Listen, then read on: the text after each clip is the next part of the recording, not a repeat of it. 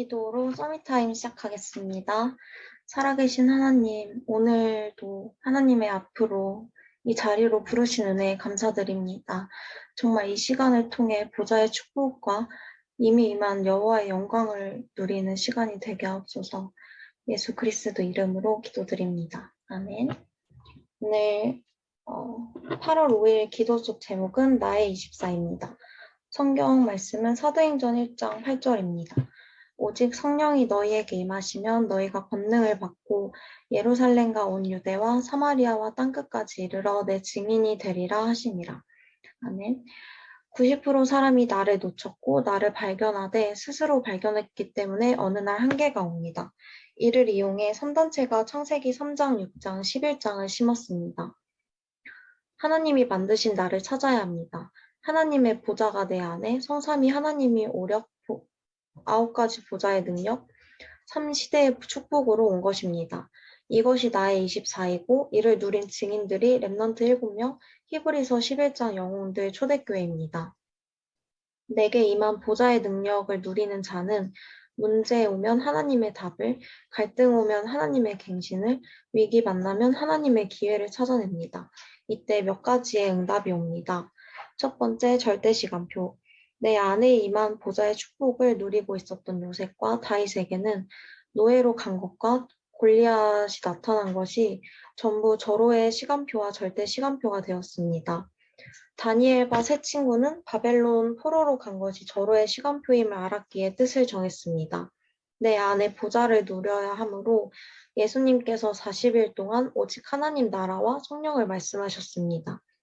이 절대 시간표가 올 때 문제처럼 올 수 있습니다. 그러나 보좌가 내 안에 임한 답을 가진 사람은 이때 미리 보기가 됩니다.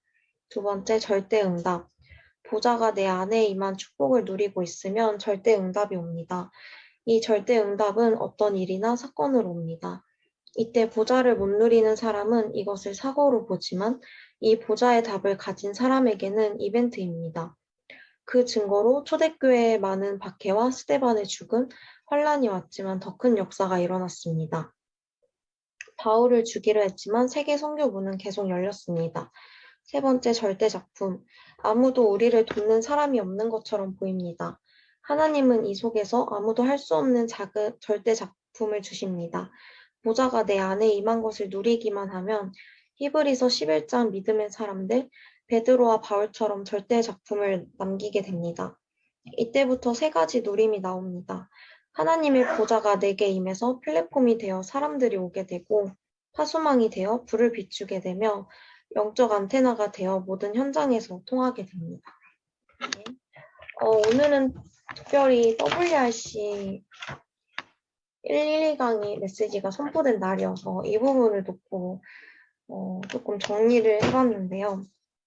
1강은 미래 살릴 플랫폼을 만들어라 라는 제목이었고 나를, 다른 사람을, 나의 오늘을 쉽게 판단하지 말라고 하시면서 랩런트들은 그 어떤 것에도 차단당하지 말라고 하셨습니다. 세계를 뒤바꾸는 무한대의 묵상 운동이 일어나야 하는데 여기서 보좌의 비밀을 누리는 393을 이야기하셨고 이 플랫폼을 가지고 무한대를 노리는 네피림을 이기는 영적 세계 속으로 들어가라고 하셨습니다. 이 강은 미래 살릴 파수망대를 만들어라 라는 제목으로 7대 여정을 하루에 하나씩 내 것으로 만들면 나도 모르는 사이에 24, 25 영원이 되어지고 성삼위 하나님이 내 삶 속에 함께 하시는 게 보여진다고 하시면서 파수꾼이 사명 감당할 수 있는 망대를 세워야 하는데 내가 보좌의 능력이 함께하는 플랫폼 파수망이고 우리의 플랫폼은 보좌의 능력이라고 하셨습니다. 그러면서 결론에서는 모든 것에 하나님의 의미를 두라고 하시면서 오늘, 한 주간, 10년, 평생 미래를 두고 시대 살릴 파수꾼의 스케줄에 대해 말씀을 전달해 주셨습니다.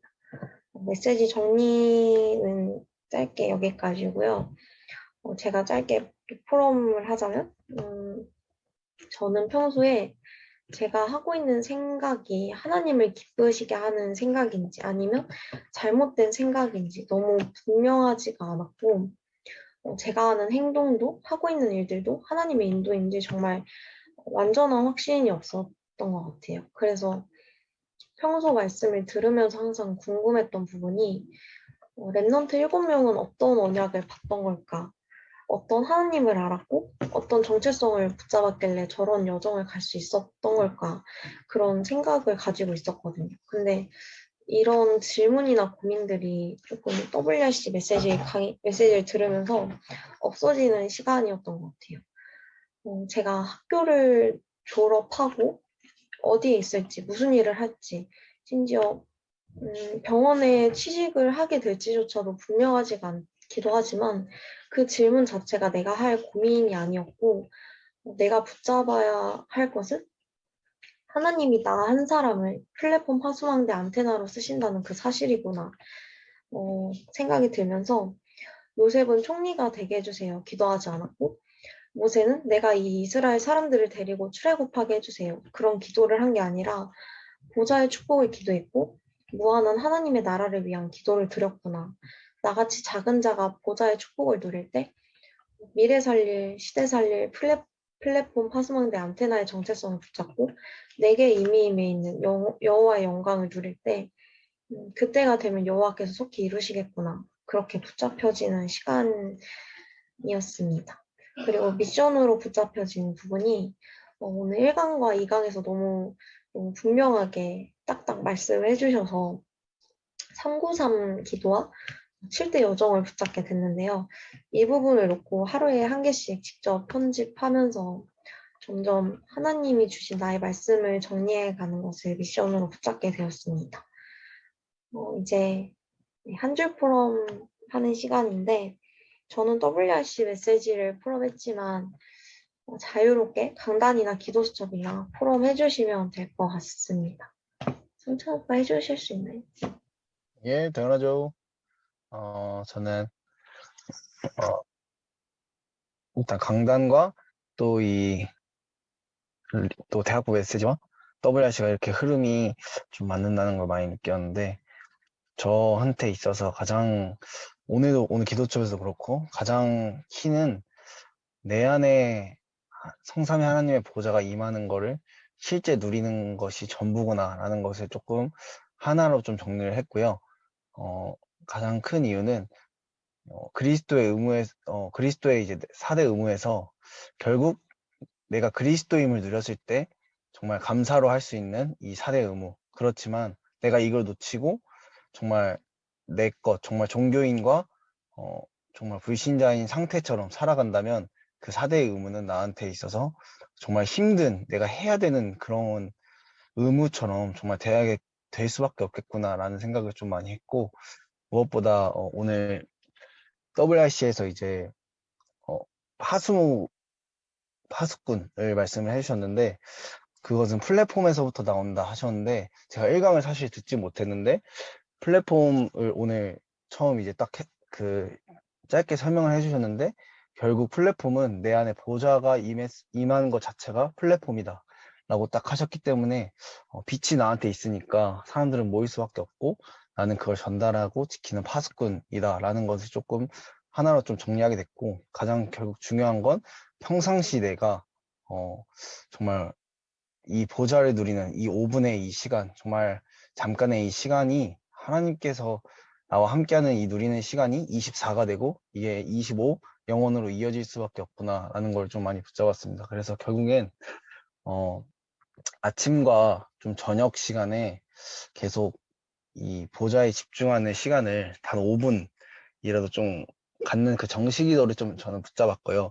그리고 이제 현장에 갔을 때 조금 더 오늘도 일찍 가는데 평상시보다 한 20분 정도 일찍 가서 단 5분이라도 좋으니까 정말 이 현장을 놓고 좀 집중하는, 보좌의 축복 임하기 좀 집중하는 그런 시간을 가져야겠다고 좀 붙잡았습니다.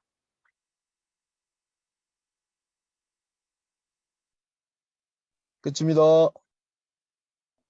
네, 감사합니다. 기도 후에 호흡 기도 서밋타임 마치도록 하겠습니다. 살아계신 하나님, 오늘 미래 살릴, 시대 살릴 플랫폼 파수망대의 정체성을 붙잡게 하심에 감사드립니다.